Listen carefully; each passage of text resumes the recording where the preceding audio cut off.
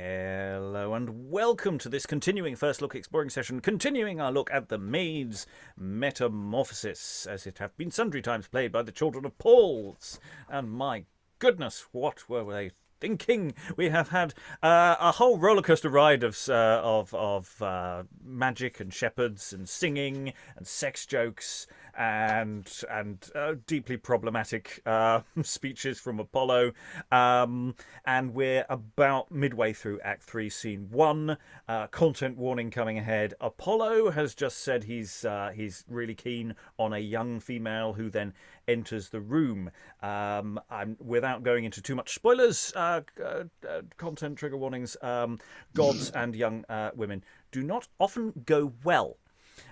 So be prepared for threats or possibilities of sexual violence is a possible thing, as well as also the fact this play could do anything. I have no idea where it's going.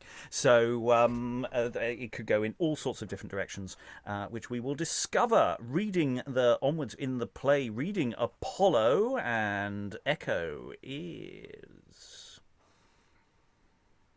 Rachael, actor on the East Coast. The person I was thinking of yesterday and mentioned in the video yesterday was David Foster Wallace.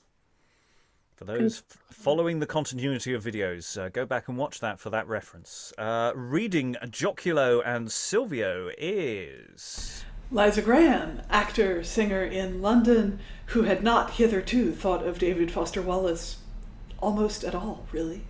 Who does? Reading Frisco and Phylander is... Lynsey Beauchamp, actor in Kirkcaldy, Scotland, and I've never heard of David Foster Wallace. Please, can we stop this now? People think we're sponsoring him. We will never stop. Reading Ascanio is... This is Tom from Brighton. Excellent. Reading Mopso and Gemulo is... Hi, I'm Greg, and I promise that it will not be Life of Brian tonight. Reading Eurymine today is... Hi, I'm Eric. Or am I? I'm never sure. I don't know. Yeah. And reading Aramanthus and at least one muse is... Hello, Dan, actor based in Montpellier, France, and I have no idea who DFW is. And I'm your host, Robert Crighton, and I have no idea who I am anymore. We're, midway through Act 3, Scene 1.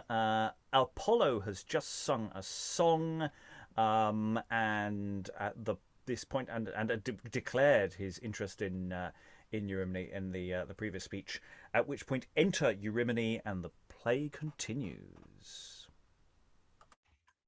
Although there be such difference in the change to live in court and desert woods to range, yet in extremes wherein we cannot choose, an extreme refuge is not to refuse.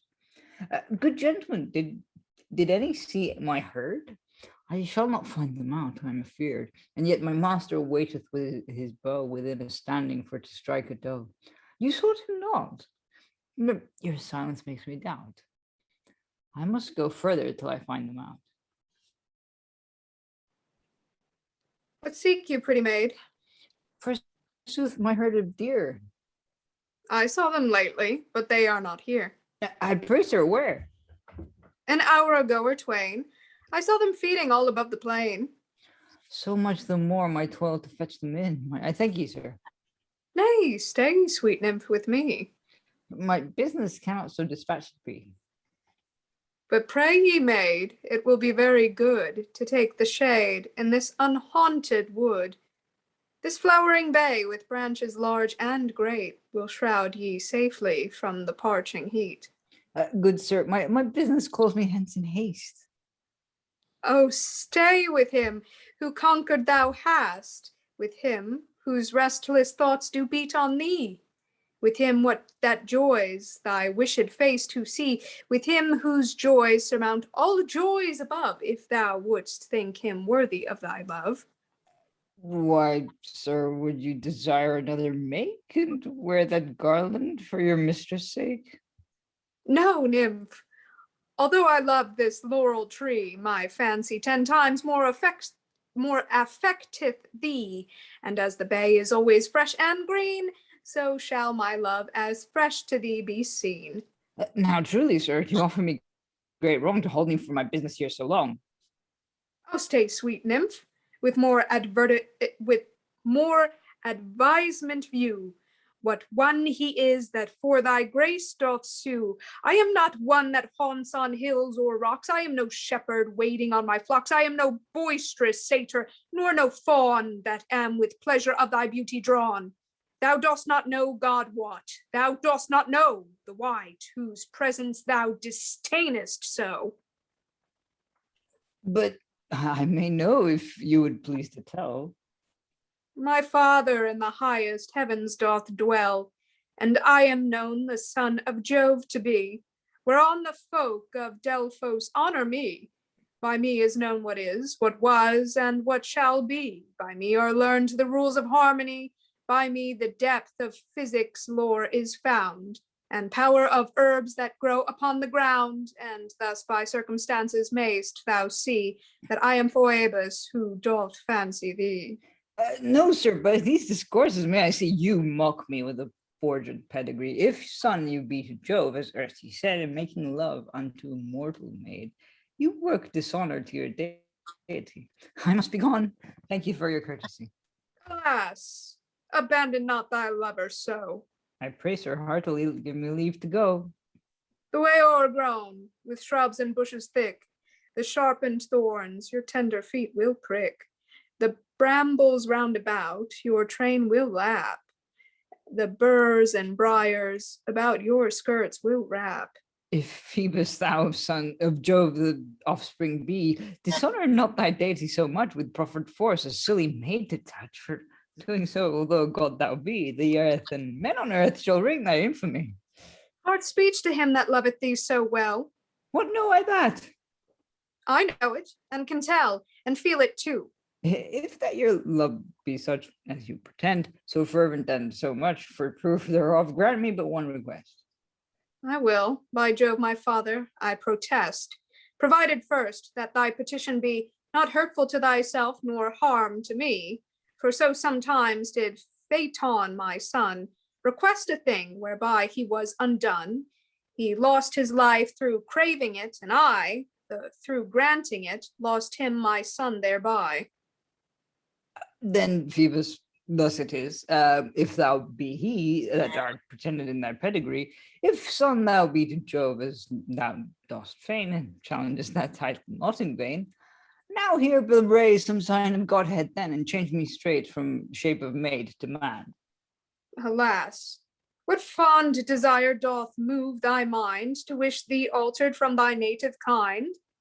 If thou in this thy woman's form canst move, not men but gods, to sue and seek thy love, content thyself with nature's bounty then, and covet not to bear the shape of man. And this moreover will I say to thee, fairer man than maid thou shalt never be. These vain excuses manifestly show whether you usurp Apollo's name or no. Sith my demand so far surmounts your art, ye join exceptions on the other part. Then my doubtless deity to prove, although thereby forever I lose my love, I grant thy wish, thou art become a man. I speak no more than well perform I can, and though thou walk in changed body now, this penance shall be added to thy vow. Thyself a man, shalt love a man in vain, and loving, wish to be a maid again.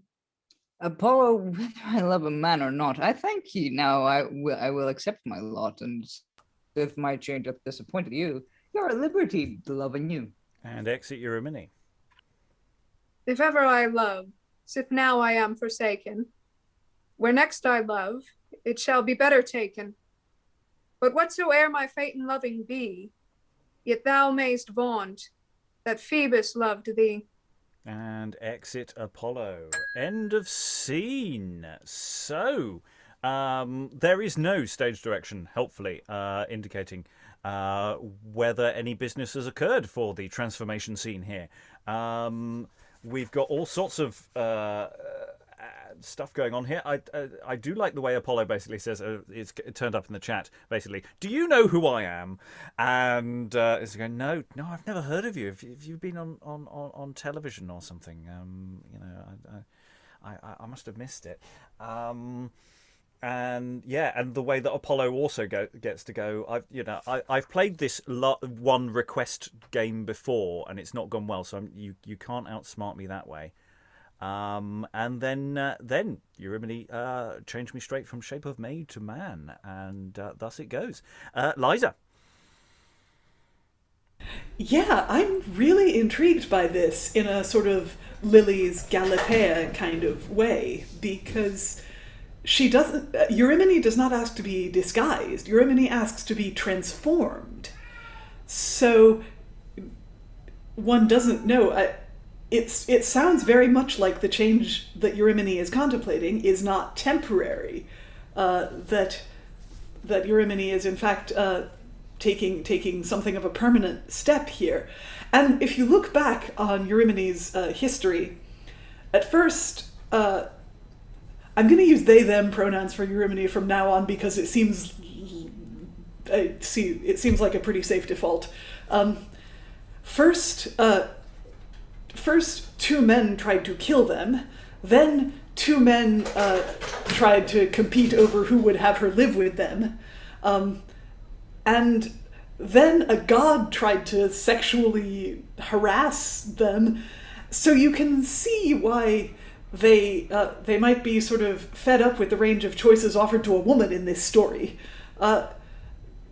Whether their selfhood were uneasy with being a woman or being perceived as a woman, we haven't heard much of Eurymine's inner monologue. They haven't had a soliloquy. I don't know if they've had a soliloquy to share with us. So I will be really interested in how this goes forward. Well, I mean, it's interesting the question of whether Eurymine believes that this is actually Apollo as well. Is this just a gambit to just say, well, you're not really who you say you are? We don't get much of a response to. That's what I was saying. There's no stage direction to indicate, at what precise moment any transformation occurs here. I grant thy wish, thou art become a man, seems like a logical point. But Eurymine doesn't really respond in any detail after that moment. And that question of interior life. This isn't a play where there's been a lot of interior life. Has been coming. Other thoughts in the room? Who wants to leap in? Lynsey. I'm just wondering, based on what you just said, Rob, whether Eurymine's silence at that point indicates that they are dealing with, potentially overwhelmed by the physical changes involved in suddenly being made a man. Could be things to ponder there. Eric. I'm just thinking that this is like not a bad result considering what other women have done to, sort of, I think it was Danae a few weeks ago where we had like sort of, oh, please reveal yourself, or Somalia, I think, one of several, reveal yourself, oh great Jove, oh great Zeus, and then suddenly she dies because, yes, you can't see a god in their natural form. And also it's just interesting sort of how it's obvious that like they would feel safer as a man in the woods in the middle of nowhere, I guess. No, just sort of thinking of current, the whole walking through a park in the dark thing. Feeling safer as a man is perfectly understandable. Other thoughts before we move into further into the text? It's quite a place to leap onto. It's sort of the awkward place where we had to leave had to split the session. I think we'll let that percolate as we go to what I suspect is going to be considerably less content based. Act 3, Scene 2, because here we have enter Joculo, Frisco, and Mopso at 3. Count 'em, 3 separate doors. Joculo, whither jettest thou? Hast thou found thy master? Mopso, well met. Hast thou found thy mistress? Oh, not I by pan. Nor I by pot. Oh, What god's that? Ooh, the next god to a pan, and such a pot it may be as he shall have more servants than all the pans in a tinker's shop. Oh, Frisco, where hast thou been frisking? Hast thou found? I have found And what hast thou found, Frisco? a couple of crack ropes. And I. And I. I mean, you two. You too! And I, you too! A treble conjunction. All three. And they all three embrace each other. Mm-hmm. Oh, but Frisco, has not found the fair shepherdess, thy master's mistress. Not I, by God. Priapus, I mean. Priapus, quotha. What in a god might that be? A plain god with a good peg to hang a shepherdess bottle upon. Ooh, thou being a forester's boy should swear by the god of the woods. My master swears by Sylvanus. I must swear by his poor neighbour. And here's a shepherd swain swears by a kitchen god, Pan. Pan's the shepherd's god, but thou swearest by Pot. What god's that? Oh, the god of good fellowship. Well, you have wicked masters that teach such little boys as you are to swear so young. Alas, good old great man, will not your master swear? Oh, I never heard him swear 6 sound oaths in all my life. Mayhap he cannot, because he's diseased. Peace, Mopso, I will stand to it. He's neither brave courtier, bouncing cavalier, nor boon companion, if he swear not sometime. For they will swear, forswear, and swear.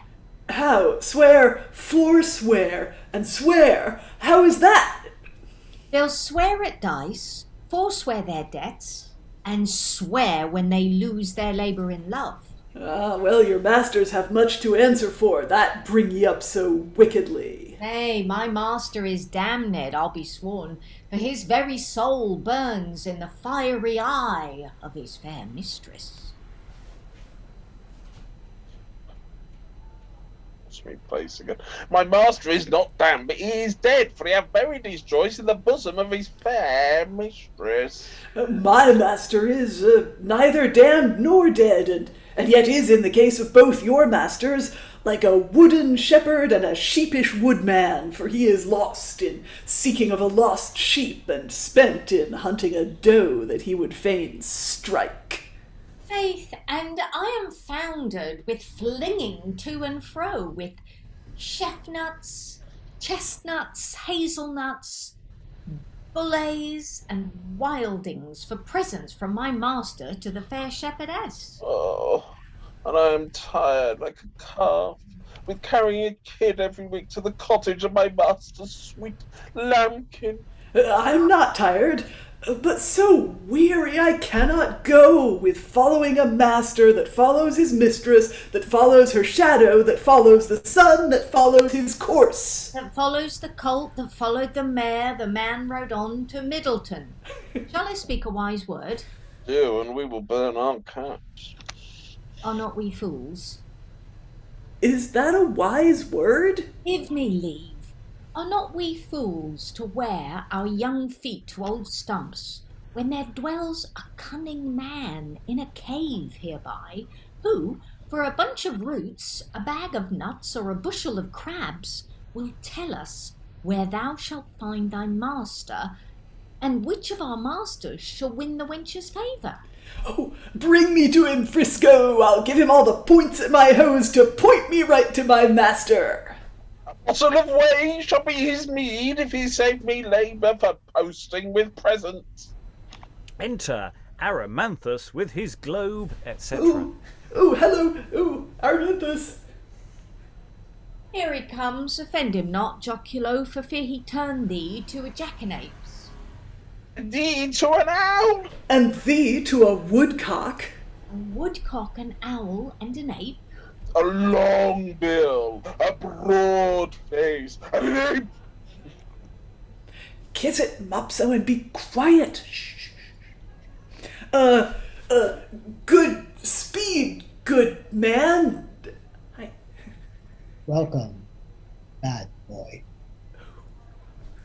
He speaks to thee, Joculo. Oh, meaning thee, Frisco. I speak, and mean not him, nor thee. In speaking so, I speak and mean all three. If ye be good at rhymes and riddles, old man, expound me this. These two serve two, these two serve one. Assail me this, and I am gone. You three serve three. Those three do seek to one. One shall her find. He comes, and she is gone. Oh, this is a wise answer. Her going caused his coming, for had she ne'er gone, he had ne'er come. But master wizard, leave these Merlimews and tell Mopso plainly whether Gemulo, my master, that gentle shepherd, shall win the love of the fair shepherdess, his flock keeper or not, and I'll give you a bottle of good whey, as ere ye laid lips to. And, good Father Fortune Teller, let Frisco know whether Silvio, my master, that lusty forester, shall gain that same gay shepherdess or no. I'll promise ye nothing for your pains but a bag full of nuts. If I bring a crab or two in my pocket, take them for advantage. Oh, and gentle master wise man, tell Joculo, if his noble master Ascanio, that gallant courtier, shall be found by me, and she found by him, for whom he hath lost his father's favour and his own liberty, and I my labour, and I'll give you thanks. For we courtiers, we neither give nor take bribes. I take your meaning better than your speech, and I will grant the thing you do beseech. But for tears of lovers be no toys, I'll tell their chants and parables to boys. In what ye will, let's hear our master's luck. Thy master's doe shall turn unto a buck. Thy master's ewe will change to a ram. Thy master seeks a maid and finds a man. And for his labour shall he gain his meed. The other two shall sigh to see him speed.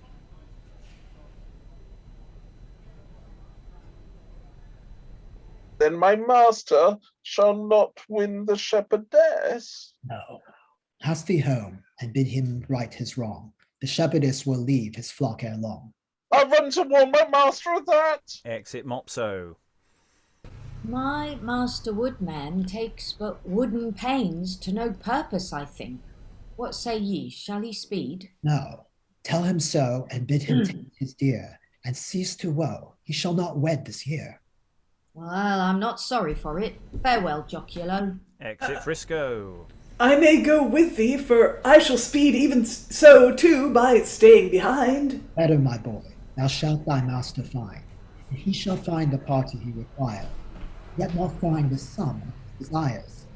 Keep on that way, thy master walks before, for whom when thou find'st, lose him goodwill no more.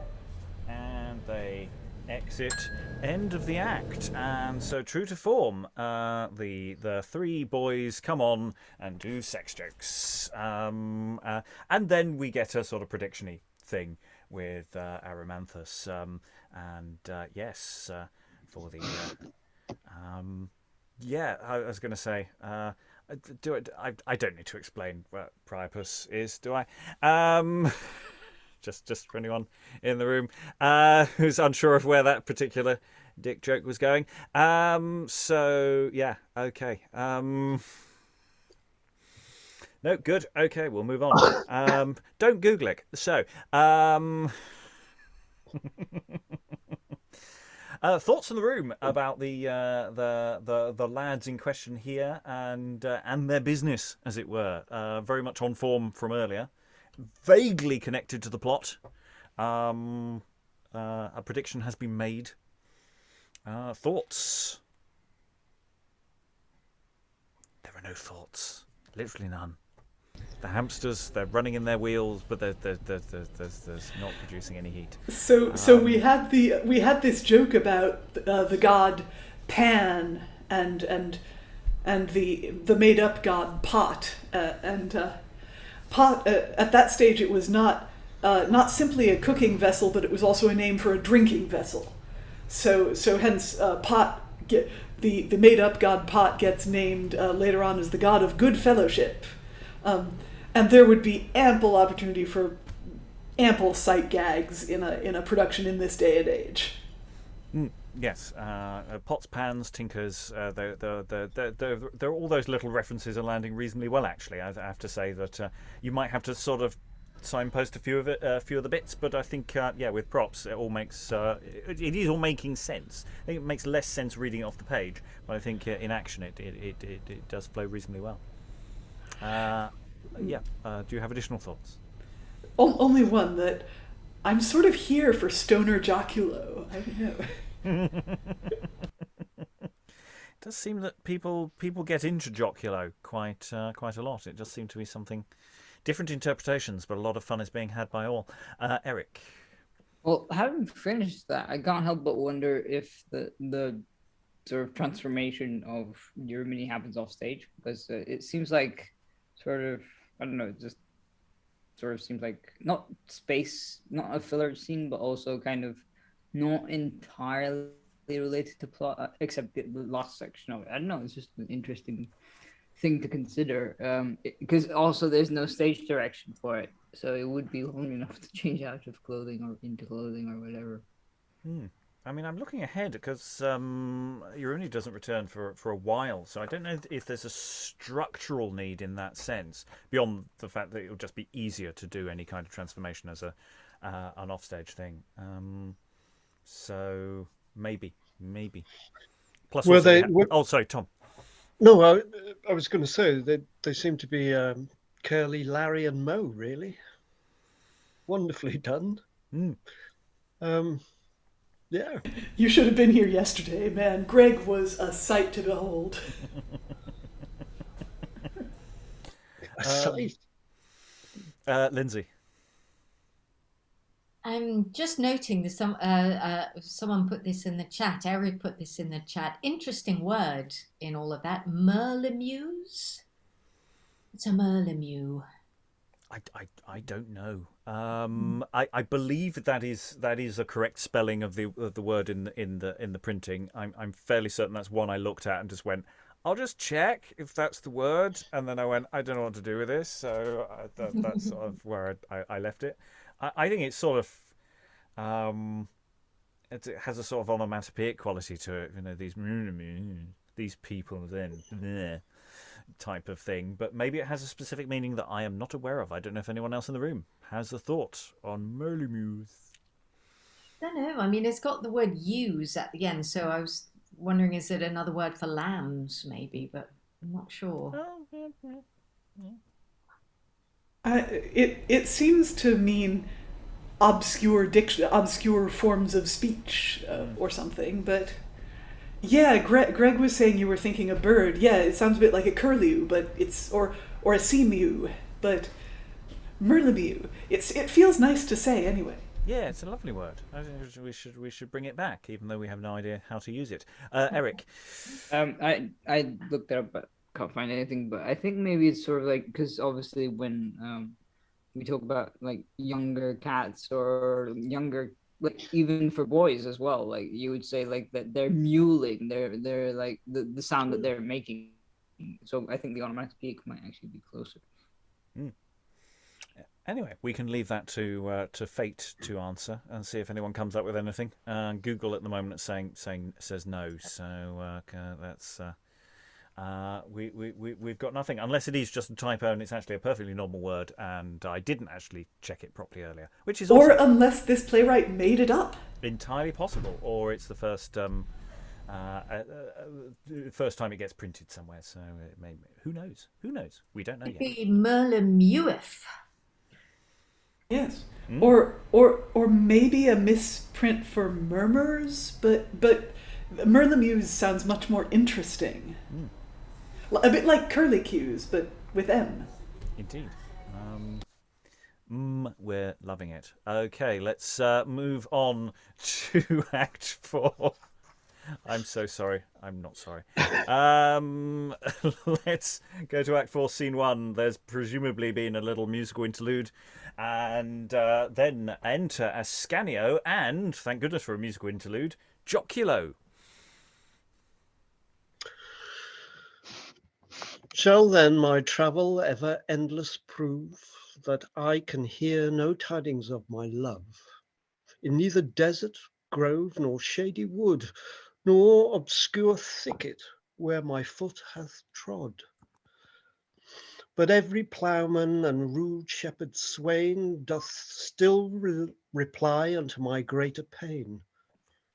Some sire then, or goddess from this place, some water nymph, vouchsafe me so much grace, as by some view, some sign, or other show, I may have knowledge if she live or no.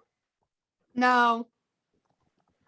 Then my poor heart is buried too in woe. Record it once more, if the truth be so. So How that Eurymine is dead or lives? lives. Now, gentle goddess, thou redeemest my soul, for death to life, oh, tell me quickly where? Where? In some remote far region or else near? Near. Oh, what conceals her from my thirsty eyes? Is it restraint or some unknown disguise? Disguise. Let me be hanged, my lord, but all is lies. Lies. Oh, true, we are both persuaded thou dost lie. Thou dost lie. Who, I? Who are I? I thou. I thou. Thou darest not come and say so to my face. Thy face. He make you then forever prating more. More. Ah! Will ye prate more? I'll see that presently. Stay, Joculo. It is the echo boy that mocks our grief and laughs at us at our annoy. Hard by this grove there is a goodly plain betwixt two hills, still fresh with drops of rain, and where spreading oak or poplar grew, might hinder the prospect of other view.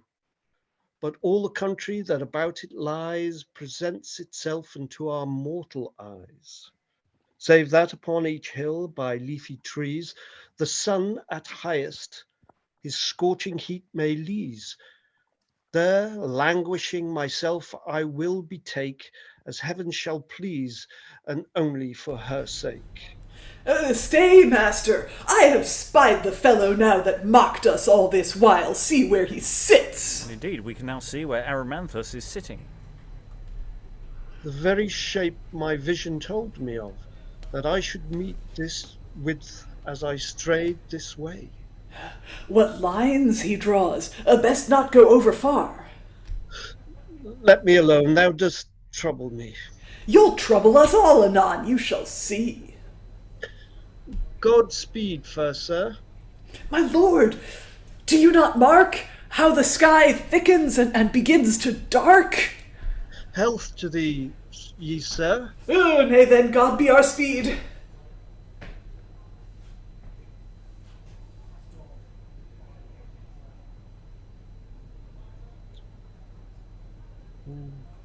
Aramanthus. No longer sitting, but also speaking.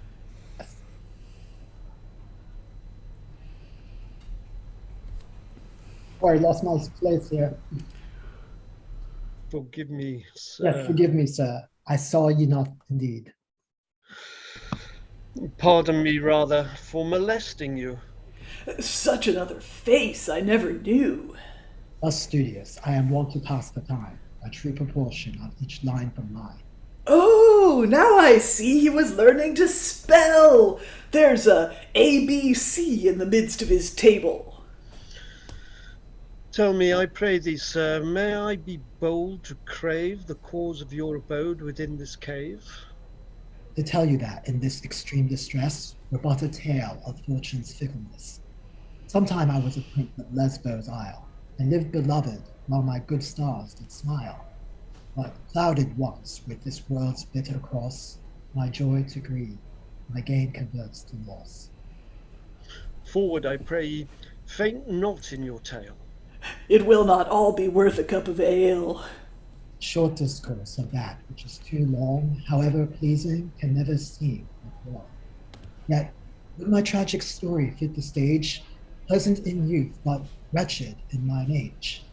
Blind fortune setting up and pulling down, abused by those myself raised to renown. But that which rings me near and wounds my heart is a false brother's face unthankful. A small offence compared with my disease. No doubt ingratitude in time may cease, and be forgot. My grief outlives all hours, raining on my head continual hapless showers. You sing of yours, and I of mine relate. To every one seems worst his own estate. But to proceed, exiled thus by spite, both country I forego and brother's sight. And coming hither, where I thought to live, yet here I cannot but lament and grieve. Some comfort yet in this there doth remain, that thou have found a partner in your pain. How are your sorrows, subject? Let me hear. More overthrown and deeper in despair than is the manner of your heavy smart. My cruellest grief doth rankle at my heart, and in a word to hear the sum of all, I love and am beloved, but therewithal the sweetest of that banquet must forego, whose pleasant taste is changed with bitter woe. Conflict, but to try your noble mind as common unto youth as rain to wind. But hence it that doth me treble wrong, expected good that is forborne so long, doth lose the virtue which the use would prove. Are you then, sir, despised of your love? No, but deprived of her company, and for my careless negligence therein am bound to doe this penance for my sin, that if I never find where she remain, I vow a year shall be my end of pains. Was she then lost within this forest here? Lost or forlorn, to me she was right dear, and this is certain unto him that could the place where she abides to me unfold, for I would vow myself his friend, never revolting till my life did end. And therefore, sir, as well I know your skill, if you will give me psychic for this ill, and show me if Eurymine do live, if where I recompense for all my pain, I should think my joys were full again. They know the want of health that have been sick. Myself sometime acquainted with the like, do learn in duty of a kind regard, to pity him whose hap hath been so hard. How long, I pray ye, hath she absent been? 3 days it is since that my love was seen. Here's learning for the nonce that stands on joints. For all his cunning, I'll scarce give 2 points. Mercurio regnat virum, subsequente luna feminam desimum. Nay, and you go to Latin, then 'tis sure my master shall find her, if he could tell when. I cannot tell what reason it should be, but love and reason here do disagree. My proof of learned principles I find the manner of your loves against all kind, and not to feed you with uncertain joy, and you affect so much, is but a riddle. A riddle for my life, some antic jest. Did I not tell you what his cunning was? I love a boy? Why not, don't tell me so? Add not a fresh increase unto my woe. I dare avouch what lately I have said. The love that troubles you is for no maid. As well I might be said to touch the sky, or dark the horizon with tapestry, or walk upon the waters of the sea, as to be haunted with such lunacy. If it be false, mine art I will defy. Amazed with grief, my love is then transformed. Oh, master, be contented. This is leap year. Women wear breeches, petticoats are dear, and that's his meaning. On my life it is. Oh God, and shall my torments never cease? Oppress the fury of your troubled mind. Walk here a while, no lady you may find. A lady and a boy. This hangs well together like snow in harvest, sunshine and foul weather. Enter Eurymine singing. Since hope of help my froward stars deny, come sweetest death and end my misery. He left his country, I my shape have lost. Dear is the love that hath so dearly cost. And singing stops. And continues Yet talking. can I... Sorry, I just realized what happened. Yet can I boast, though Phoebus were unjust, this shifted serf to bar him from his lust. But who are these alone? I cannot choose but blush for shame that anyone should see Eurymine in this disguise to be. It is not my love, Eurymine? Hark, someone hallows. Gentlemen, adieu in this attire. I dare not stay there with you. Exit Eurymine. My love, my joy, my life, my eye, by face, by tongue, it should be she. Oh, aye, it was my love. I'll after her, and though she pass the eagle in her flight, I'll never rest till I have gained her sight. Exit Ascanio. Love carries him, and so retains his mind that he forgets how I am left behind. Yet will I follow softly as I can, and hope to see the fortune of the man. Exit Aramanthus. Nay, let them go, a god's name, one by one. With my heart I am glad to be alone. Here's old transforming wood with all his art. He could transform this tree into a tart. See then if I would flinch from hence or no. But for it is not so, I needs must go. Exit Joculo, continuing the regular shtick of the servant wishing for food. There, we can turn the tree into lovely food. Wouldn't that be lovely? I think I speak for us all when I say I'd really like some pie. Yeah, nice pie. Okay, thoughts from the room. We've got a very lengthy sequence. We've got an echo sequence. I've lost count of how many echo scenes we've had now. I think we must have had half a dozen or so. They're always good. It's nice that it's played in a slightly different way, so that one just does the echo thing of just trying to get information from the echo, and the other one has an argument with the echo. I quite like Joculo trying to best his own echo. I think that's really quite nice, and I think that's a nice take on it. Before we get to this lengthy grief circus of Aramanthus and Ascanio, leading us again gently in the general direction of the plot. Eventually, thoughts in the room about what's going on here, and where we're being taken. And stop in the chat with all the pie stuff, okay? Let's focus. The people. pie will never stop. The pie must flow. Focus, people. Focus on the play at hand. You and your June references. Okay. Weird June Twin Peaks crossover there. Okay. So back to the play.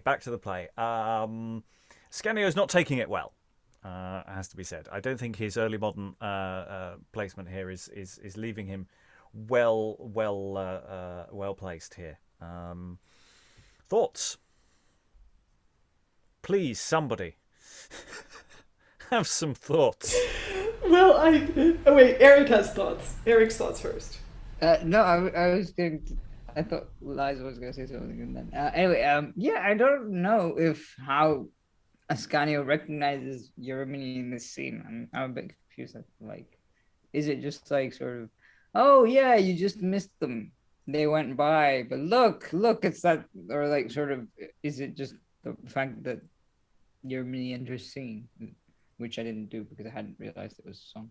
I'm not actually. I've backpedaled actually now. I'm starting to think that actually that's all supposed to be dialogue, not singing. Actually, I'm now. I'll check on that point. I think he's just genuinely he's confused. It is not that there is some difference has occurred, but not anything necessarily that he's saying there, or it may be primarily about what the dress code is suggesting about Eurymine. More than actual physiological changes. Liza? Well, I wonder about that because there's nothing. I mean,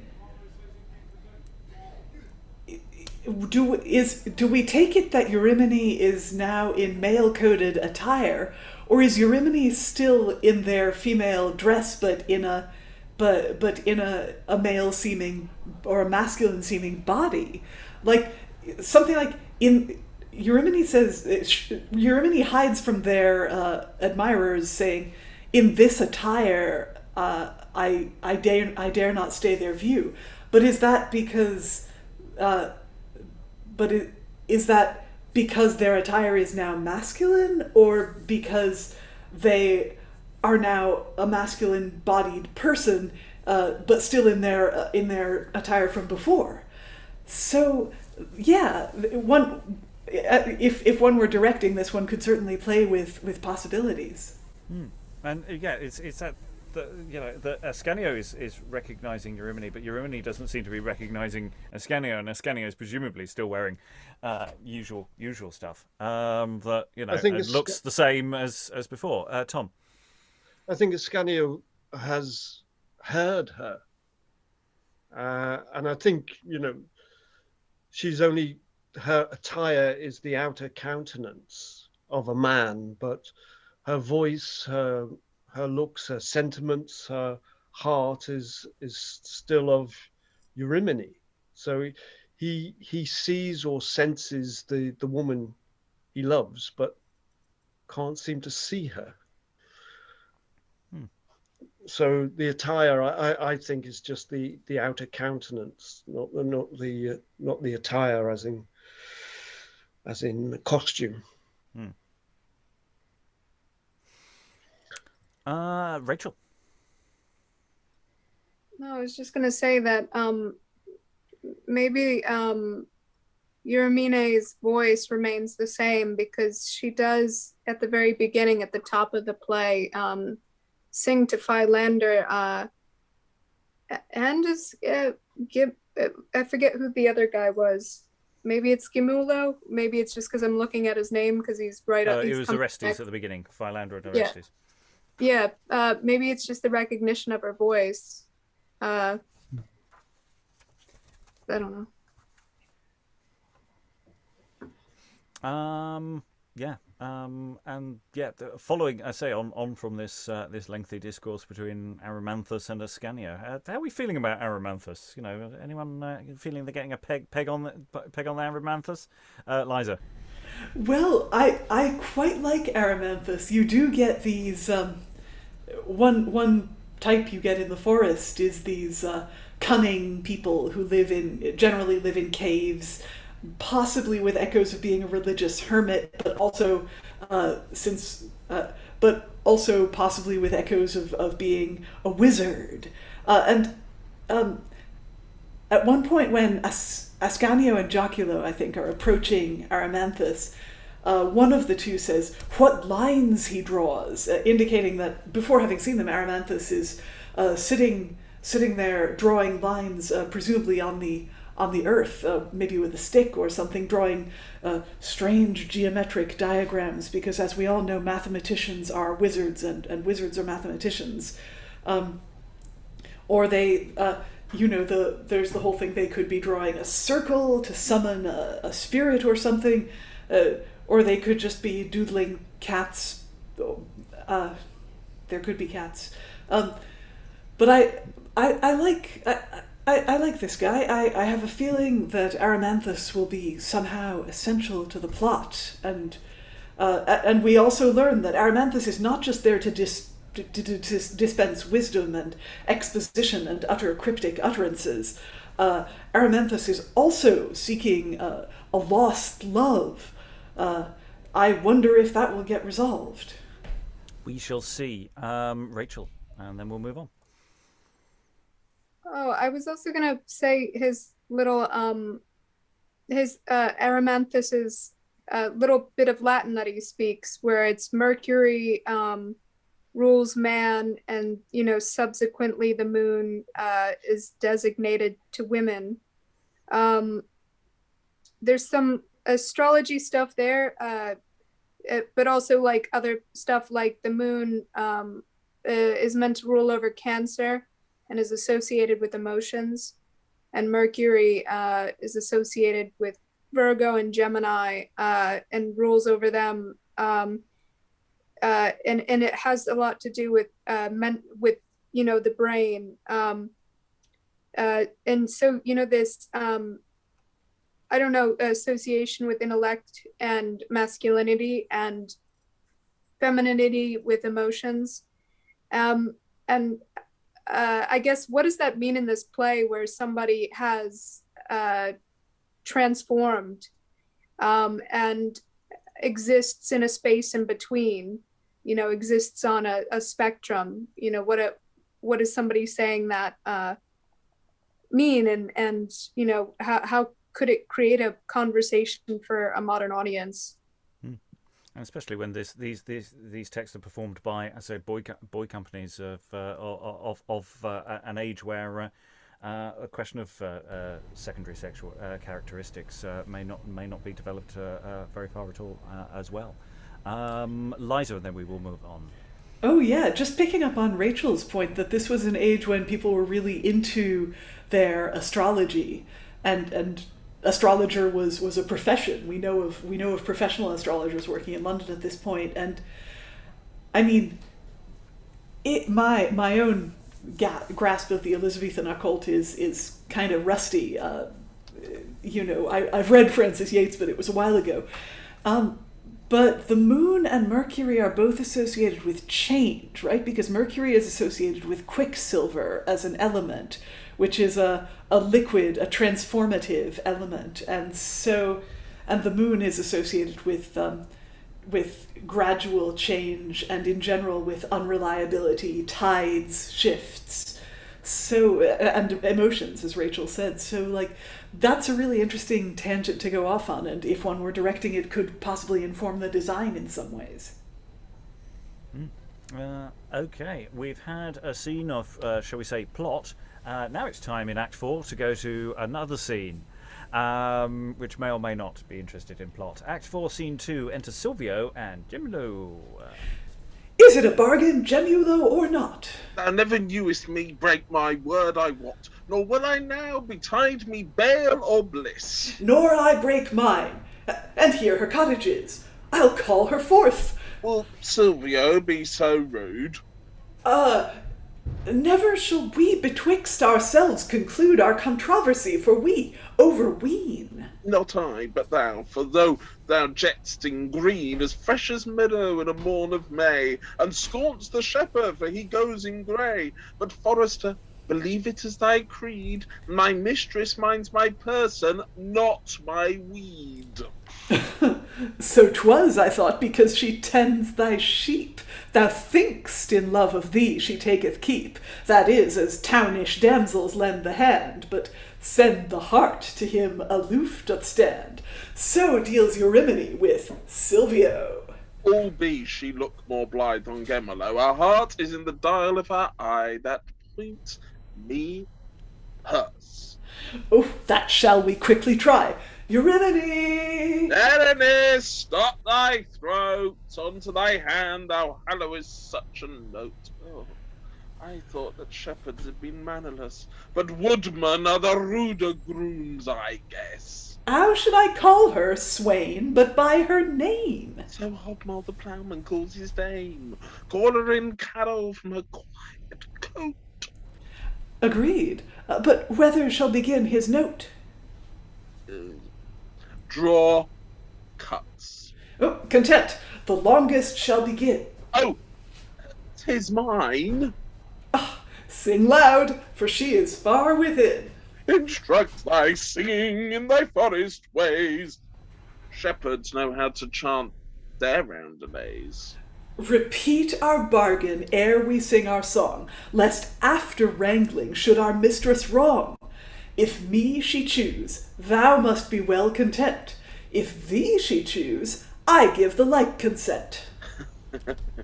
'Tis done. Now Pan, pipe on thy sweetest reed, and as I love, so let thy servants feed. As little lambs lift up their snowy sides, when mounting lark salutes the grey-eyed morn. As from the oaken leaves the honey glides, when nightingales record upon the thorn. So rise my thoughts, So all my senses cheer, when she surveys my flocks. and she, my dear, Eurymine, Eurymine, come forth, come forth. come forth and cheer these plains. And both sing this together when they have sung it single. The woodman's love. And lady of the swains. Yay! Bravo! Enter Eurymine. Fair forester and lovely shepherd swain, your carols call Eurymine in vain. For she is gone, her cottage and her sheep. With me, her brother hath she left to keep, and made me swear by Pan ere she did go to see them safely kept for Gemulo. And they both look strangely upon her, apart each from other. What? Hath my love a new come lover then? That was my line, wasn't Oh, you're right. I'm so determined to be your rival that I stole your line. it? What? Have my love a new come lover then? What? Hath my mistress got another man? Ooh, this swain will rob me of Eurymine. This youth hath power to win Eurymine. Oh, this stranger's beauty bears away my prize. This stranger will bewitch her with his eyes. It is Adonis! It is Ganymede! Oh, my blood is chill. My heart is cold as lead. Fair youths, you have forgot for what ye came. You seek your love, she's gone. The more to blame. Not so, my sister had no will to go, but that our parents' dread command was so. It is thy excuse, thou art not of her kin, but as my rival comest my love to win. By great Apollo's sacred deity, that shepherdess so near is sib to me, as high nay may for all this world her wed, for she and I in one self womb were bred, but she is gone, her flock is left to me. The sheepcote's mine, and I will in and see. And I. And exeunt Silvio and Gemulo. Go both, cold comfort you shall find. My manly shape hath yet a woman's mind, prone to reveal what secret she doth know. God pardon me, I was about to show my transformation. Peace, they come again. Enter Silvio and Gemulo. Have you found her? Oh, we look in vain. I told you so. Yet hear me, you come swain, or be thy seemly feature set no sail, but honest truth upon thy novel tale. Yet, for this world is full of subtlety, we wish thee go with us for company unto a wise man wooming in this wood, hight Aramanthus, whose wit and skill is good, that he may certify our amazing doubt how this strange chance and chance have fallen out.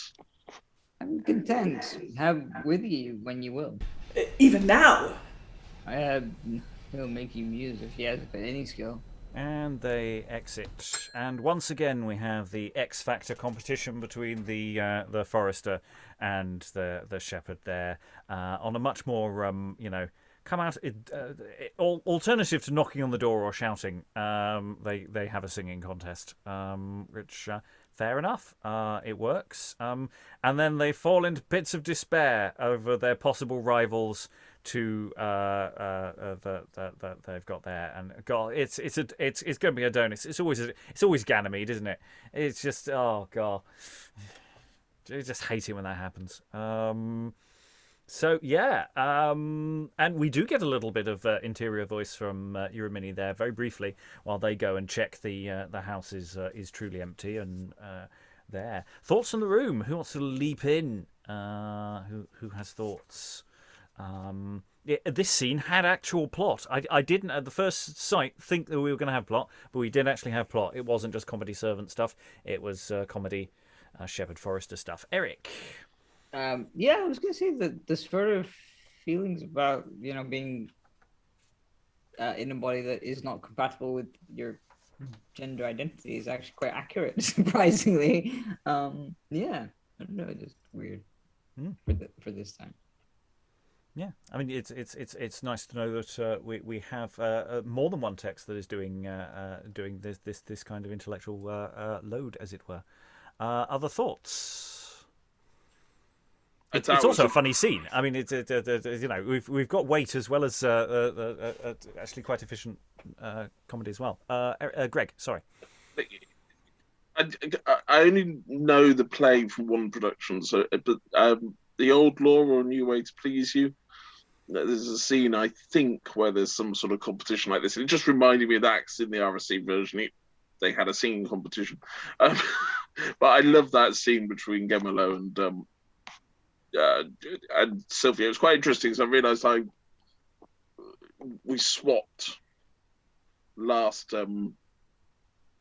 night, so I think I was Silvio, so it's quite nice to get the other side of that.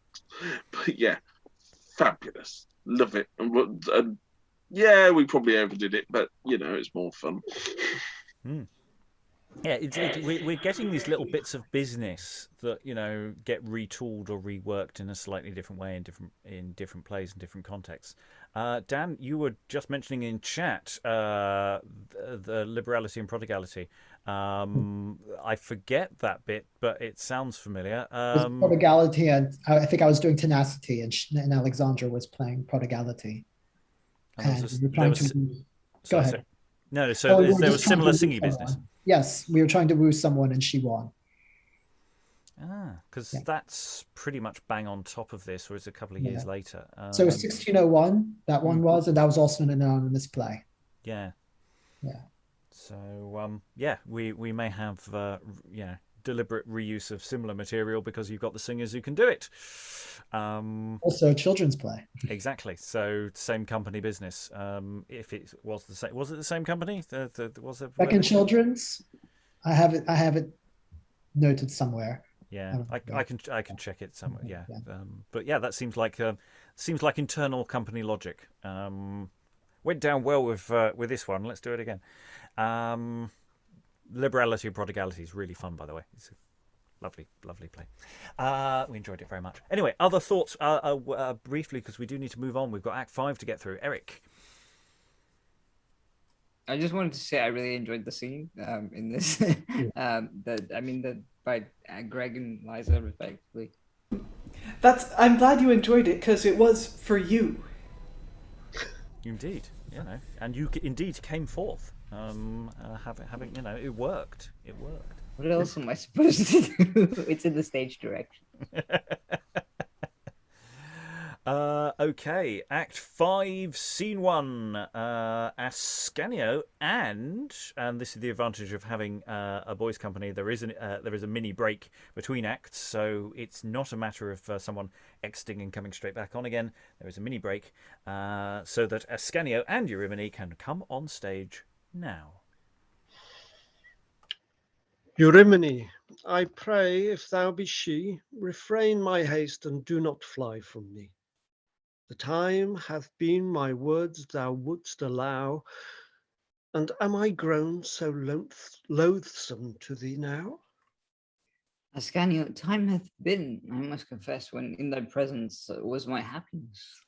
But now the manner of my misery hath changed that course, that so it cannot be. What wrong have I contrived? What injury to alienate thy liking so for me? If thou be she whom sometimes thou didst feign, and bearest not the name of friend in vain, let not thy borrowed disguise of altered kind alter the wanton liking of thy mind.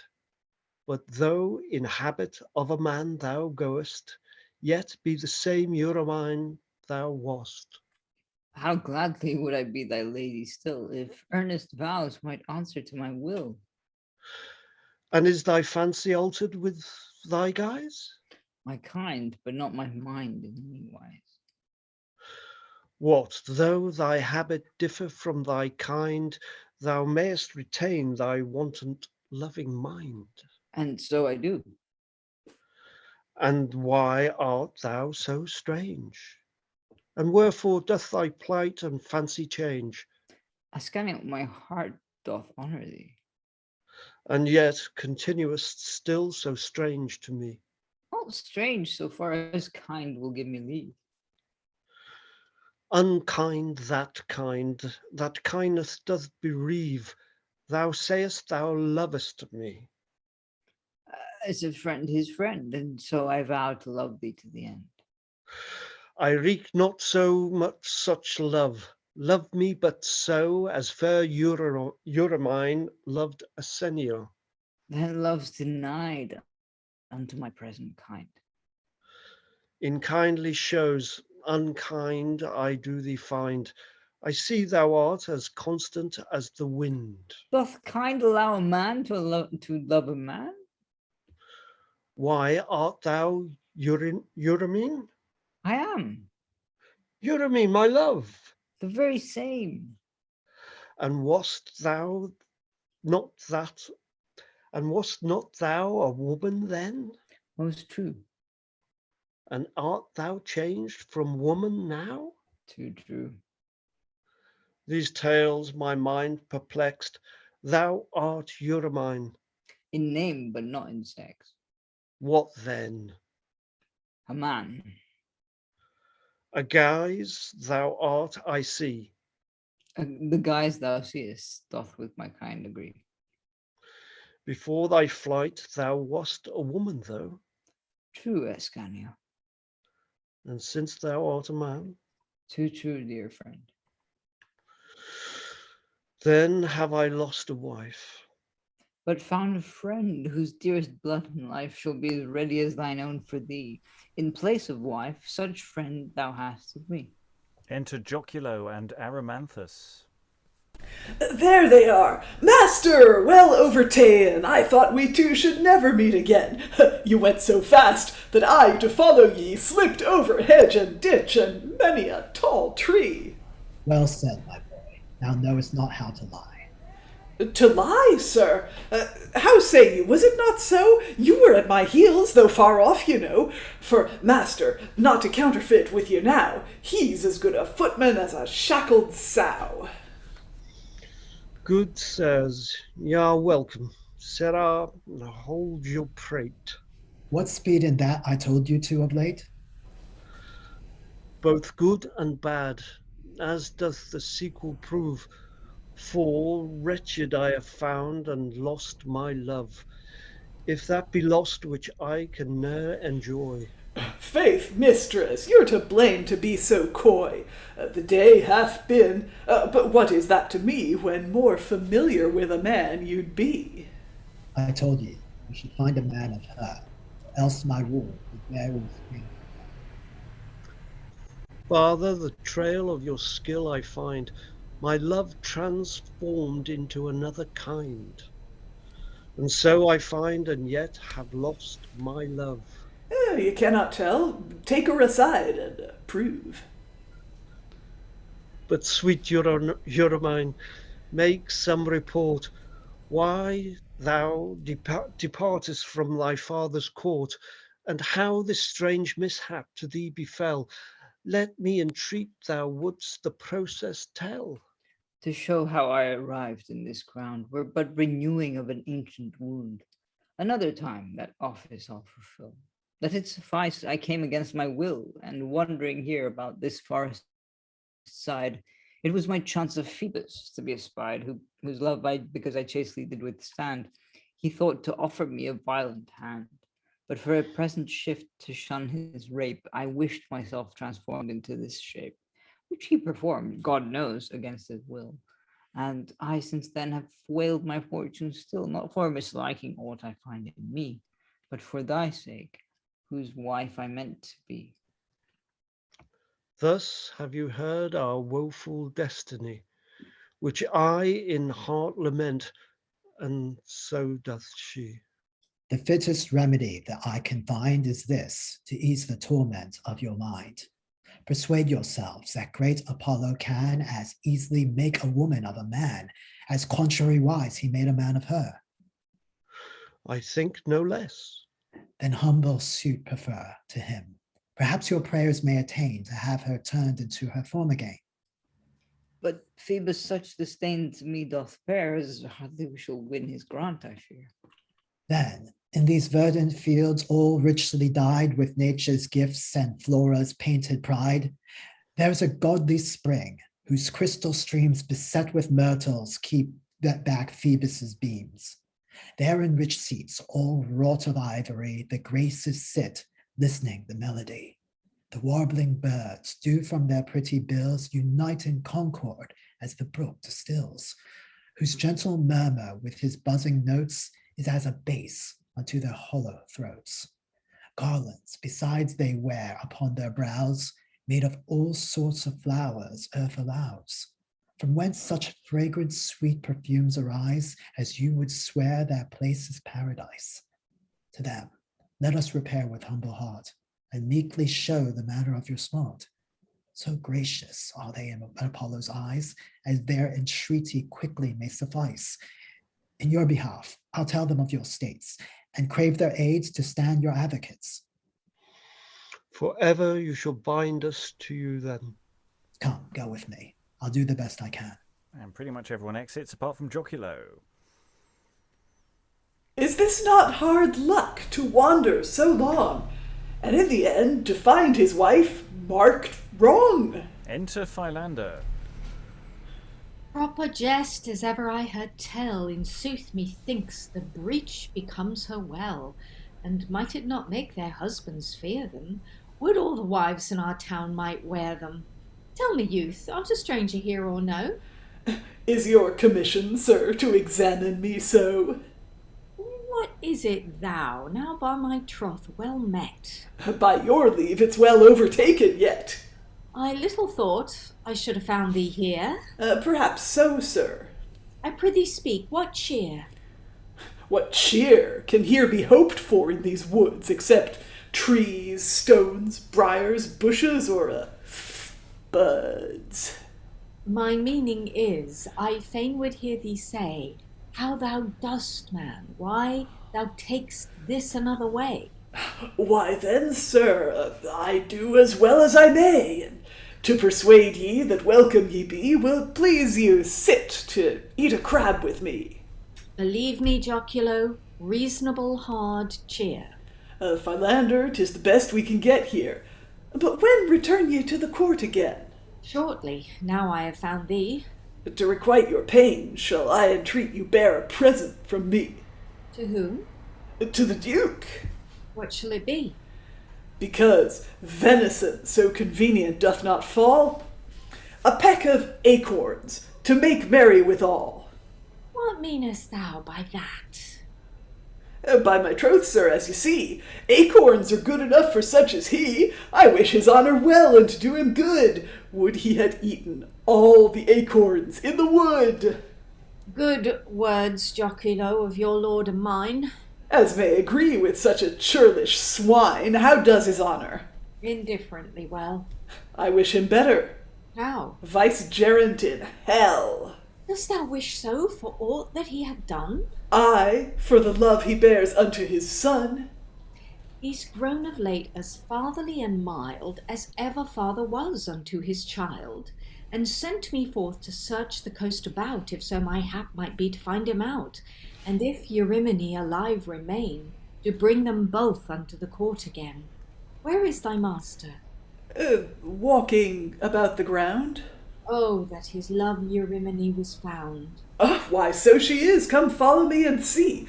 I'll bring you straight where they remaining be. And exit. We've got one more scene to go in a moment. But But yeah, there's so much to unpack from that. The scene effectively ended with a bit of comic banter from Joculo and Phylander, who we haven't seen for ages and will probably never see again. Primarily to give everyone who exited an opportunity to turn around before they come straight back on again. Specifically Ascanio. So yeah, there's a little bit of structural business there to just make sure that everyone has a chance to sort of get off stage. But yeah, the opening of Act 5, Scene 1, that circular dialogue of Ascanio just constantly not knowing what. So let me ask the question again, and it just keeps going round and round. That's absolutely fascinating, and it feels very. It feels different to quite a lot of the other stuff that we've had in the text. I'm fascinated by it. Thoughts in the room about that, or any other bit of business that we have here? Rachael.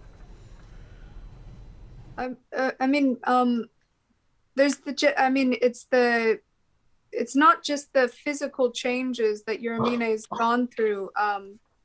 It's like that change is front and center in this conversation, but also it's a very physical manifestation of somebody growing into somebody growing and becoming different, and people on the inside, over time they become different people. They acquire, they need different things. And it's having that conversation, and it's not clicking. They're not clicking with this understanding. What she's saying, he's not getting, or what they are saying, he is not getting. Liza. Yeah, I mean, what I'm hearing, the word bandied back and forth is kind, and this, and Ascanio says, Ascanio says at one point calls Eurymine a man in guise, as in you are disguised as a man, and Eurymine says, the guise thou seest doth with my kind agree. So it's not just an outward transformation. Her kind, their kind, their nature. See, people are going to time travel out of the past and bop me on the head for misgendering. Their kind, their nature is fundamentally altered. So, and it's altered the relationship they can potentially have with this other person who can't deal with the fact that the self that they love is now changed. Now, there might be a little bit of early modern homophobia here, in that Eurymine, as they now are, says, is it permitted for a man to love a man? Our answer to that would be, hell yeah. But the question is, does this man love this man? So, and Eurymine seems to have found an answer to that question, for which they do not apologize, and they do not seem to lament it. They just say, well, I can't be your wife now, but I can be your friend. Why don't we be friends? Eric. Well, to add to that, also, they kind of go Eurymine goes what was the line? I can't remember what the prompt was, but like I'm not sad for myself. I can live like this. This is not a problem. But I'm sad for you for having lost a wife and not being able to be with me as I was before, which just feels very progressive for this time. I don't know. Maybe that's just me. Yes, because it's just on the Liza's point, about the potential homophobia. It actually feels like they're asking the question. Actually, that love's denied unto my present kind. It's just that is a denied. That feels like an external thing, necessarily, rather than what they themselves might be feeling. There's an awful lot of give actually to this discussion. It feels very adult for a child's company, as it were. But then perhaps that might be more pressing within an institution like that. We don't have time, unfortunately, to go further on this point for the moment because we've got to finish the text before we can open out all of the things. And I'm sure when we return to this, as I'm sure we will, sooner rather than later, we will have more opportunities to discuss the things that are going on. Act 5, Scene 2. Enter 3 or 4 muses. We've conflated them into one for ease of doubling. Aramanthus, Ascanio, Silvio, and Gemulo. Cease your contention for Eurymine. Nor words nor vow can help her misery. But it is that did her first transform, must calm the gloomy rigour of this storm. Great Phoebus, whose palace we are near, salute him then in his celestial sphere, that with the notes of cheerful harmony he may be moved to show his deity. But where is Eurymine? Have we lost her sight? Poor soul, within a cave, with fear affright, she sits to shun Apollo's angry view, until she see what our prayers ensue. If we can reconcile his love or no, or that she must continue in her woe. Once have we tried, Ascanio, for thy sake, and once again we will his power awake, not doubting, but as he is of heavenly race, at length he will take pity on her case. Sing, therefore, and each party from his heart, in this our music bear a chiefful part. And there is a song split presumably in complicated ways, but all hail, fair Phoebus, in thy purple throne, vouchsafe the regarding of our deep moan. Hide not, oh hide not thy comfortable face, but pity, a virgin's poor case. Phoebus Apollo appears. Illustrate beauty, crystal's heaven's eye. Once more we do entreat thy clemency, that as thou art the power of us all, thou wouldst redeem Eurymine from thrall. Grant, gentle God, grant this our small request, and if ability in us do rest, whereby we ever may deserve the fame, it shall be seen we reverence Phoebus' name. You sacred sisters of fair Helion, on whom my favors evermore have shone, in this you must have patience with my vow. I cannot grant what you aspire unto. Nor was't my fault she was transformed so, but her own fond desire, as ye well know. We told her too, before her vow was past, that cold repentance would ensue at last. And sith herself did wish the shape of man, she caused the abuse, digest it how she can. Alas, if unto her you be so hard, yet of Ascanio have some more regard, and let him not endure such endless wrong that hath pursued her constant love so long. Great God, the grievous travails I have passed, in restless search to find her out at last. My plaints, my toils, in lieu of my annoy, have well deserved my lady to enjoy. Penance, too much I have sustained before. O Phoebus, plague me not with any more, nor be thou so extreme, now at the worst, to make my torments greater than the first. My father's late displeasure is forgot, and there's no let nor any churlish blot to interrupt our joys from being complete, but only thy good favour to entreat. In thy grace it lies to make my state most happy now, or most infortunate. Heavenly Apollo, on our knees I pray, vouchsafe thy great displeasure to allay. What honour to thy godhead will arise to plague a silly lady in this wise? Beside, it is a stain up to thy deity to yield thine own desires the sovereignty, and show some grace unto a woeful dame, and in these groves our tongues shall sound the fame. Arise, dear nurses of divinest skill, you sacred muses of Parnassus hill. Phoebus is conquered by your dear respect, and will no longer clemency neglect. You have not sued nor prayed to me in vain. I grant your wills. She is a maid again. Thy praise shall never die whilst I do live. Nor will we slack perpetual thanks to give. Talia, near the cave where she remains, the fairies keep. Request them of their pains, and in my name bid them forthwith provide from that dark place to be the lady's guide, and in the bounty of their liberal mind, to give her clothes according to her kind. I go, divine Apollo.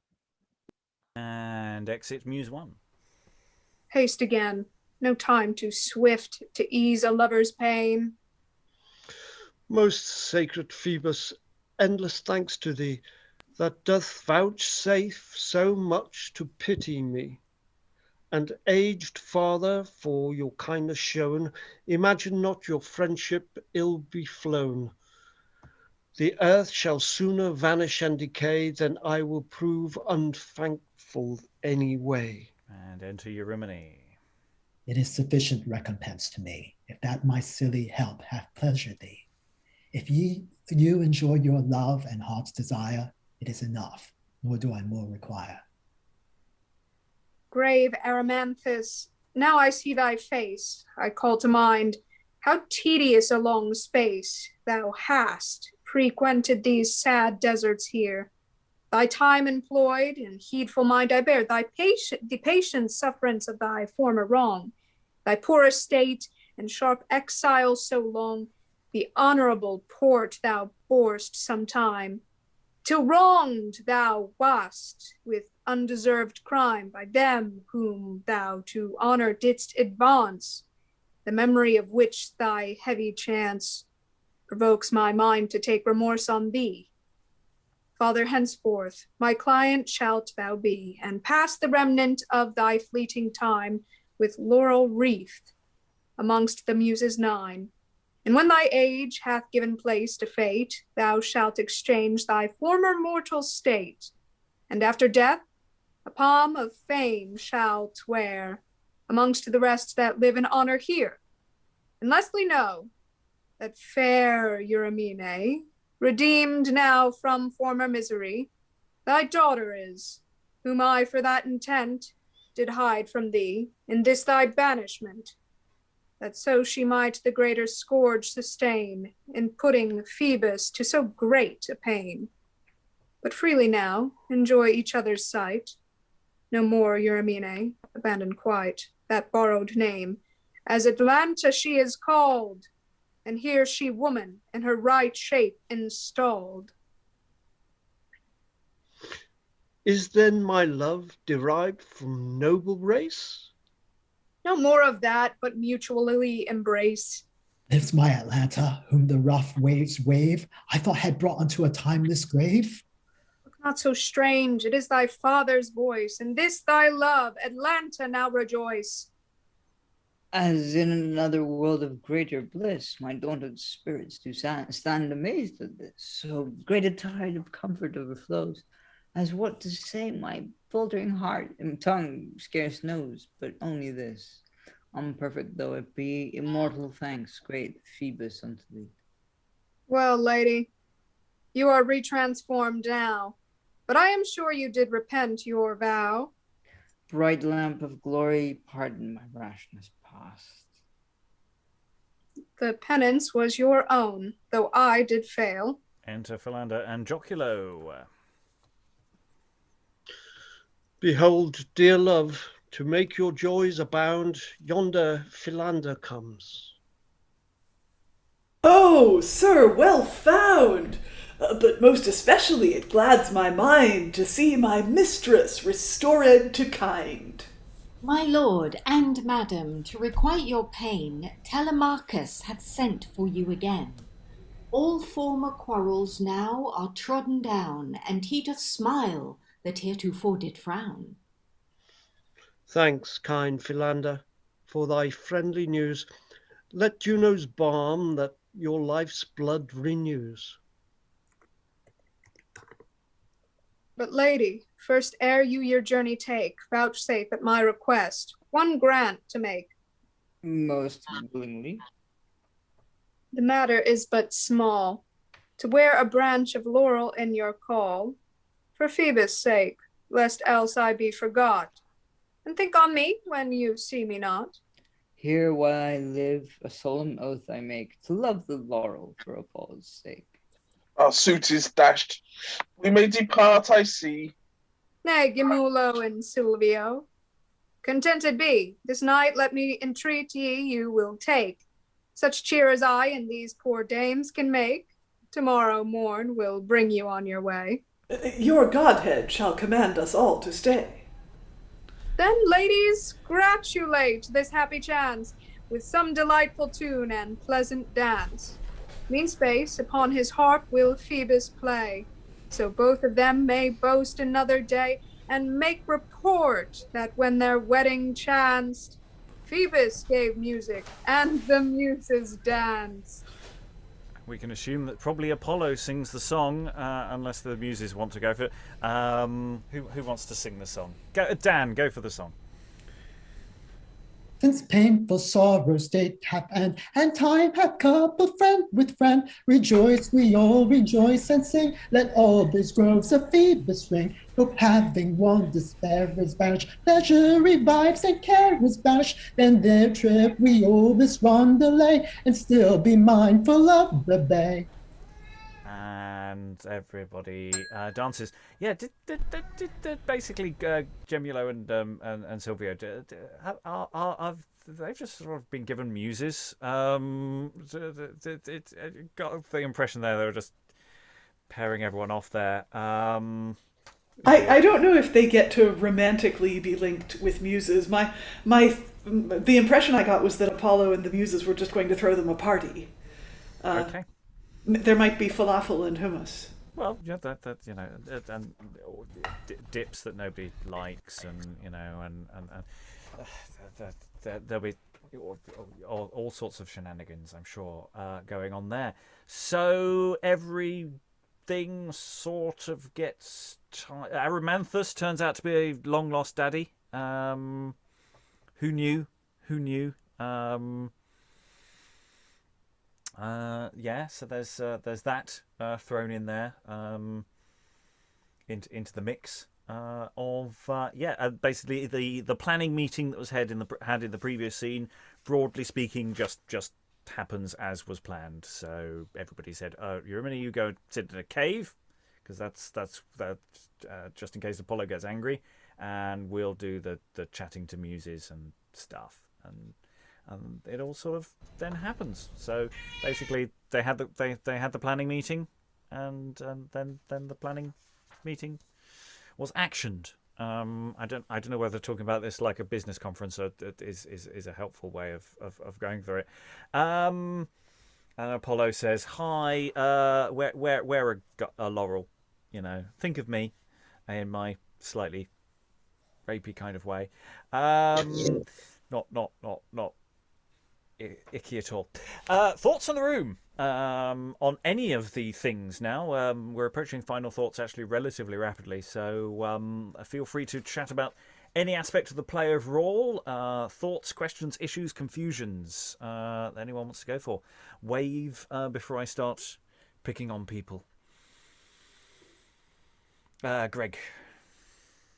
Overall a mess, and you know, so much going on, but so many glorious scenes and so many great characters. I mean, the servant, the main plot was interesting, but I'm sorry, this play is very much about Joculo and his two hooligans. Sorry, nice people, and the forester. Loved reading this. A real neglected one, I think. This. Other thoughts? Tom? Yeah, it had sort of like real light and not light and dark, but it had real colour with all the different types of scenes. And as you said, I mean, you had the love and the Three Stooges and the wise man and the gods. So it had a real nice countryside to it, and romped around from wood to vale to love to lust. Yeah, wonderful play. It's interesting because I mean it's not a long play. But we've done it in 2 sessions.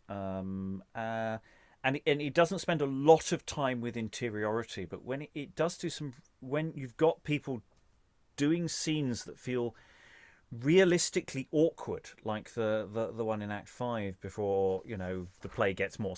Let's sort of tie up the plot, or when you've got these quite well designed bits of comedy business. It's showing something that's structurally quite modern. Actually, that it doesn't have. I'd say it doesn't seem to have time to do that much interiority, but there are plenty of things I think to play, and play around with. That raises all sorts of options. I like options. Other thoughts, final or otherwise? We're not quite into final thoughts yet, Dan. I'm borrowing a little from a friend, colleague of mine, Agnès Lafont, who's written about this here, but I'm finding the same things. I'm observing what she's already observed, I think, to say that this play, like some of Lily's plays, seems to give, with the Echo as well as with Eurymine, appears to be giving to me the female mythological heroine voice to it, because in the end, the women, I guess, are subverting the men, the gods. I mean, in the end, it's a happy ending for Eurymine, and I think that the Echo, as was pointed out earlier, was undermining Ascanio there, or at least Ascanio was trying to one-up the Echo, who was basically, I guess, interfering with his line of thought. And I wondered if the use of children's companies to stage these kinds of plays was, I guess, a little bit of a sneaky way of trying to get across issues that may have not been able to be played by the adult companies. Because this is not the first time we've dealt with this type of subversive drama, once again being staged by a children's company. And effectively 10 years after the kind of, or slightly more than our best near example with Lily. Of this kind of material. Eric. Well, there's also the man living in a cave situation who is a very cunning man and of course of noble birth, as one it is also appears in Rare Triumphs, I think, of Love and Fortune or something like that, where the the enchanter sort of ends up trying to. And like an enchanter somehow insinuates his way into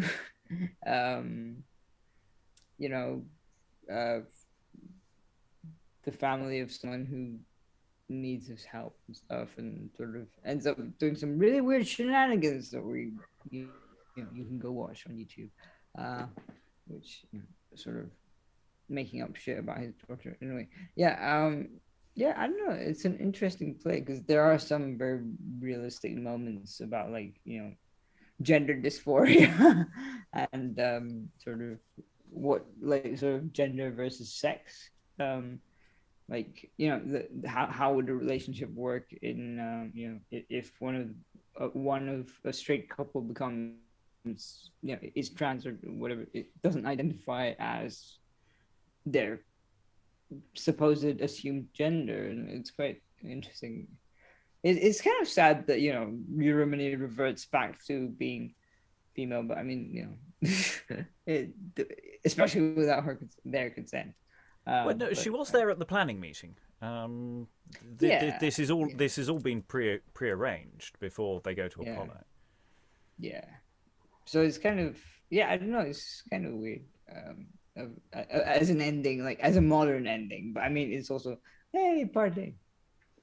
Yeah, I mean because Eurymine does seem to throughout the text to be gendering herself as a woman. Have a woman's mind throughout. So in a sense, the ending is doing where we're expecting it to go. But then we have that scene in Act 5 where actually the conversation is going all sorts of different directions, and actually maybe that's, even though Eurymine says that line to the audience, maybe there's an undermining of where that is. Eurymine is also constantly saying things, or makes that decision at the end, for his sake. It's not for her own sake, if indeed her is the correct pronoun to be going for. So there's I think there's a lot to break down on that actually in performance, of actually making decisions about what a performance will be doing with that, and at what point are people saying what they really mean or what they think other people in the room want them to say, which may be a way of playing it. Tom.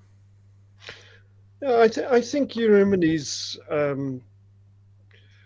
was on the spot with Apollo. I think she was very, very quick and very wise, because basically there was going to be, he was going to take her, rape her, and take her maidenhood. So what's the best possible way out of that is, okay, change me to a man, and by that device she could maintain her maidenhood and her virtue. So I think she was a very intelligent woman, forced with a rape situation, basically. Though knowing Apollo, whether that gambit actually should have worked or not is another question. Especially Lynsey, because they bring up Hyacinth. Sorry. yes, the whole Hyacinth thing that immediately before it as well. There's which you wouldn't have got today because it was in the end of the previous session, which creates a whole series of ambiguities, of questions about where that scene could have actually gone. Let's be glad it didn't go there. Let's be glad. Lynsey. Yeah, just really following on from what you and others have said, I think it's very open to interpretation, the ending, and what Eurymine has to say, what she says, what they say, what they don't say. I think a lot could be done with that, and I think it's a very, very interesting text from that point of view. So interesting how everyone is speaking for Eurymine. Because so yeah, I think it's a really interesting text. I'm looking forward to coming back to it whenever we do. I mean, presumably everyone's speaking for Eurymine because they're doing a change, costume change, so they can't be on stage at that point. And we're going back to the question of what transformation actually occurs in terms of physicality. Yeah, I think. Yeah, I'm not exactly sure how long they carry on speaking for them once they're back on. So. Well, it depends when Eurymine returns, because I did say slightly earlier than that was an inferred stage direction. But once the transformation is over, actually, it's only potentially about 5 lines before Eurymine speaks again. So it may just be a structural thing that we're obviously, if you watch it, then an audience member wouldn't necessarily have that in their mind. That's a producer's problem for what that brings up. But that doesn't mean it's not an actual effect, if that makes sense. Liza, any final thoughts? Yeah, that as people have said, there's a lot of different ways to read this.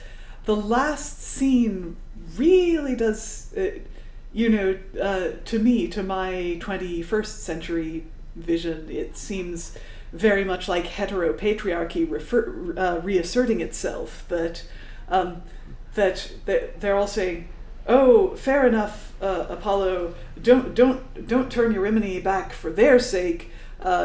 Do it for this man's sake who really wanted to marry her." And then Eurymine gets a father as well, who who gives them a new name, or perhaps the name they were born with, but not the name, but again, not by their choice or their agency.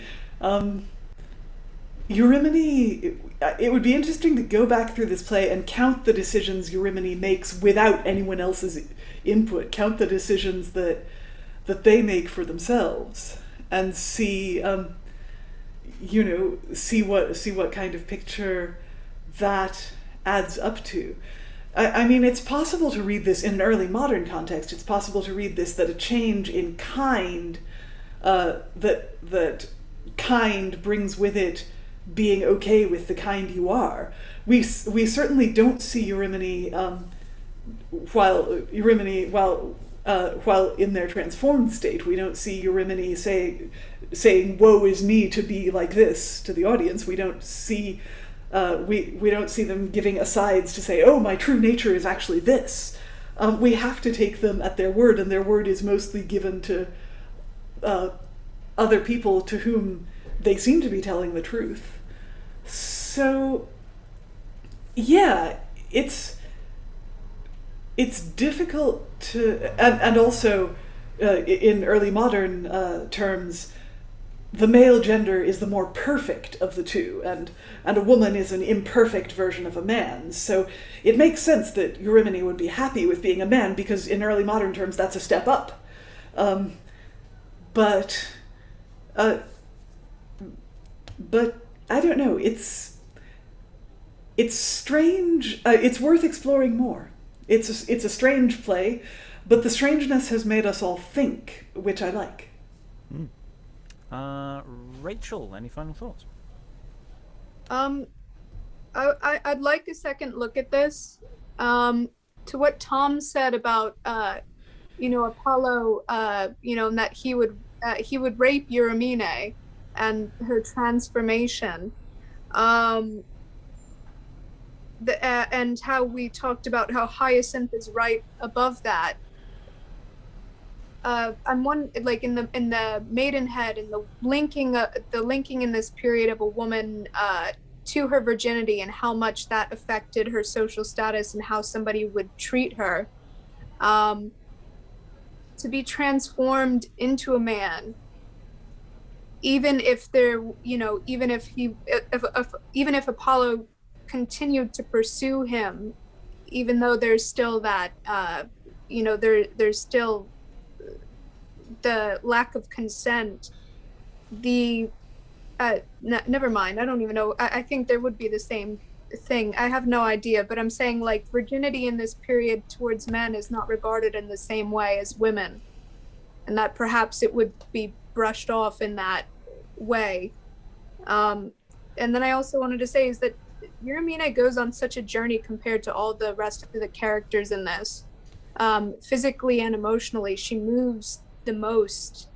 Even if other people speak over her, she's transformed emotionally, she's transformed physically, she changes statuses, she changes names, she changes, she's on the gender spectrum, and visits multiple areas of that spectrum.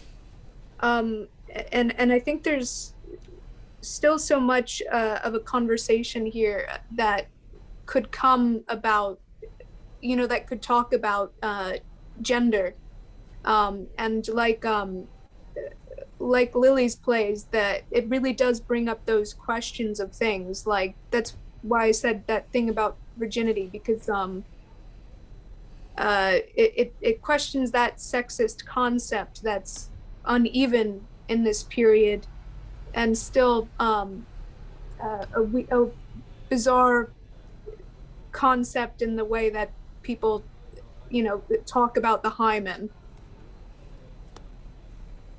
Right, well, we are almost out of time. Does anyone have any additional thoughts to throw in? Eric?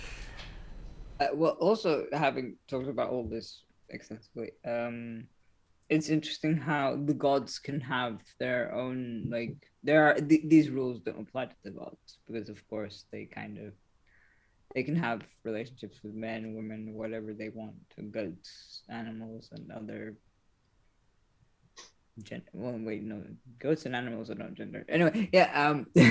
But yeah, they can do whatever they want. So yeah. Whereas humans cannot.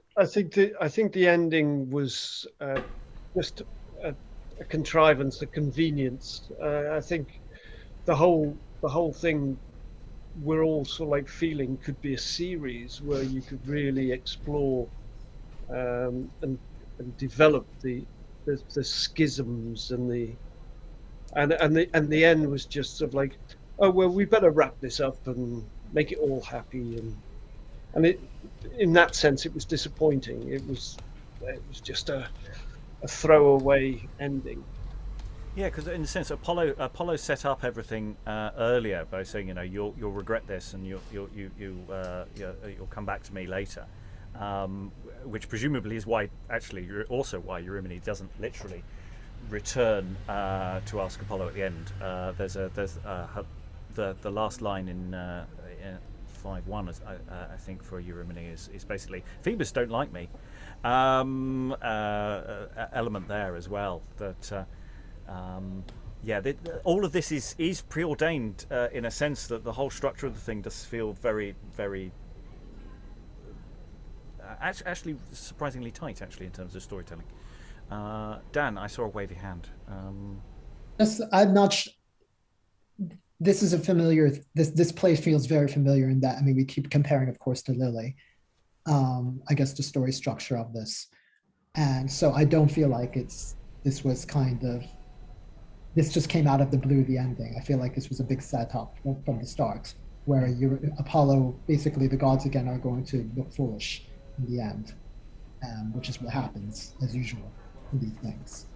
And so, while in today's obviously 21st century, this would not fly as a very feminist play, I think back then this is definitely something that was not usual for the adult companies, but certainly was more common in the children's companies, where the woman who, while being talked over and talked for throughout the entire play, in the end does sort of find her way, I guess, does gain her own voice, such as it is, and does get the happy ending, and it's not just going to be, I guess, an object at the end, even though she is, yes, I know, changed here, changed back.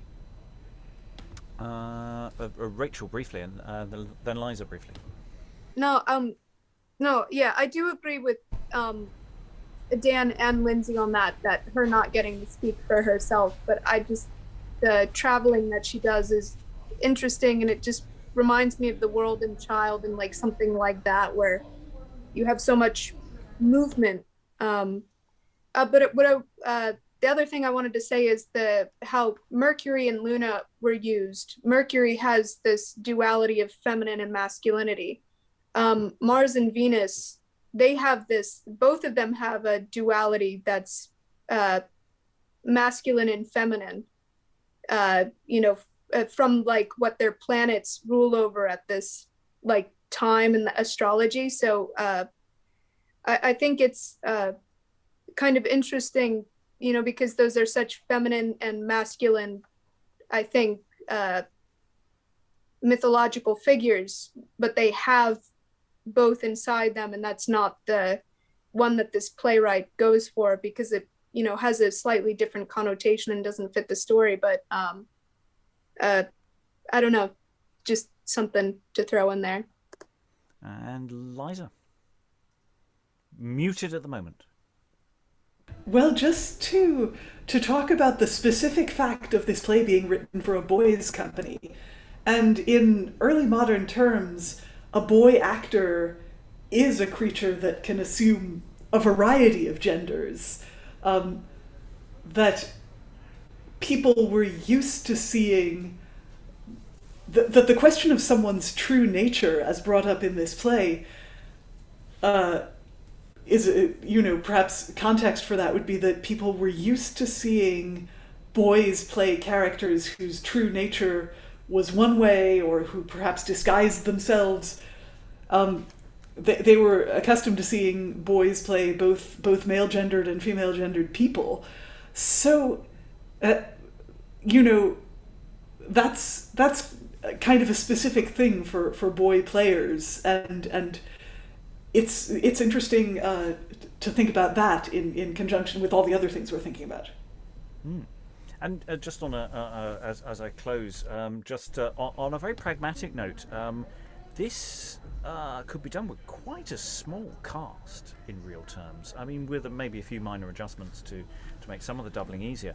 But because it goes from main plot scene to servant scenes, and the servant scenes servants by and large don't actually interact very much with everybody else. So I mean, there's a little awkward doubling that might have to go on. But yeah, this is very scalable show. I mean, ideally, you need again a hallmark of boys' company, some really good singers. Everybody needs to sing. And ideally dance, and as well as act. So this is doing all the things. Of which one of the things I have to do is thank all these wonderful readers for all their wonderful reading. Thank you very much, everyone, and farewell. We ran out of time.